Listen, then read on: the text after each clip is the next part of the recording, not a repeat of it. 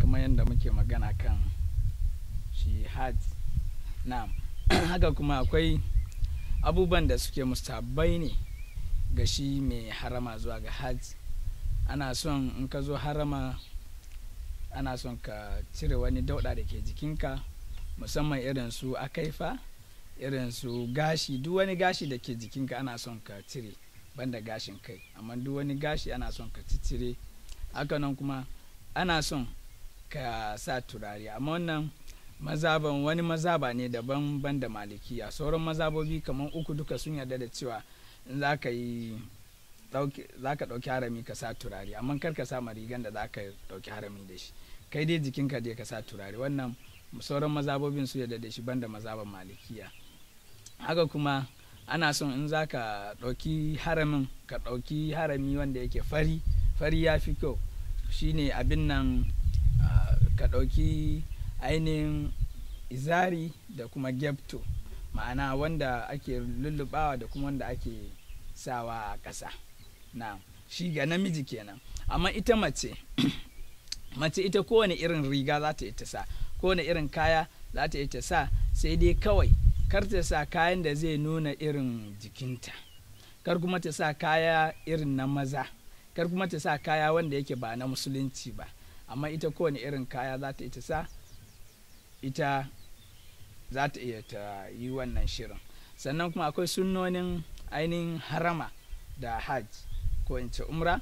To sunnoni na ɗaya dai ana son, sunna ne in har ka zo za ka ɗauki harami kai wanka, kuma da zaran ka yi wanka ka ɗauki harami, ba a son wani tsayuwa a ciki.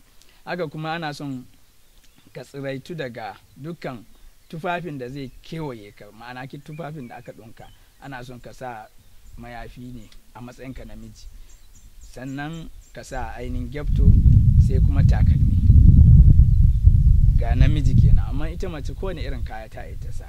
Sannan bayan ka ɗauki harami ka sa kayanka, ana son ka yi sallah raka'a biyu.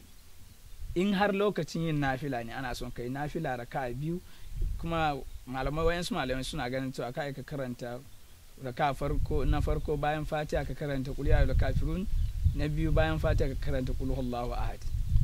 In kuma ba lokacin nafila bane sai ka jira.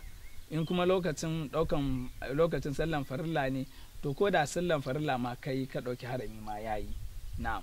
Haka kuma daga lokacin da ka ɗauki harami ana son ka ci gaba da talbiya, shine labbaik Allahumma labbaik labbaik la sharika laka labbaik innal hamda wan ni'mata laka wal mulk la sharika lak. Ana son namiji shi ya rika bayyana da talbiya, wannan labbaika, amma ita mace ba sai ta bayyana da talbiya ba sai ta rika yi da ƙarfi ba. Sannan kuma da zaran ka ɗauki harami dole ne ka rika yin shi har ka shiga maka.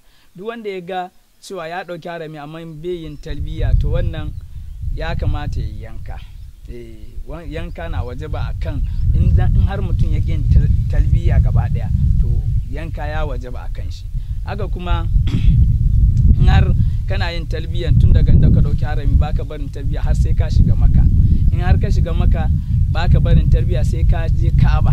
In har ka zo da zaran ka ga Ka'aba, to ana son daga lokacin sai ka yanke talbiyanka, sai ka yi addu'a. Kuma a lokacin ana son ya zama na ce kana tare da alwala, sai ka karanta Allahumma zid hazal baita tashrifan wa ta'ziman wa mahabbatan wa takriman وزد من شرفه وعظمه ممن حجه أو ائتمره تشريفا وتعظيما ومحابة وتكريما. أنا سونك كرنت wannan addu'an. Allah ka ƙara ma ɗakin nan ɗaukaka, ka ƙara ma duk wanda ya ziyarci ɗakin nan ya girmama ɗakin, ka girmama shi, ma'anan shi kenan. Sannan daga lokacin tunda kana tare da alwala sai ka yi ƙoƙari ka je wurin Hajarul Aswad, Black Stone, sai ka je wurin ka sumbunce shi sau 5. In har kana da daman da zaka taba shi zaka sumbunta, kis kenan ko. In kuma baka da dama sai ka ɗauki hannunka ka taba, sai ka sumbunci hannunka. In kuma babu, kawai ka miƙa hannunka wurin, kawai ka sumbunci hannunka. Shi Blackstone kenan, shi ainihin Hajarul Aswad.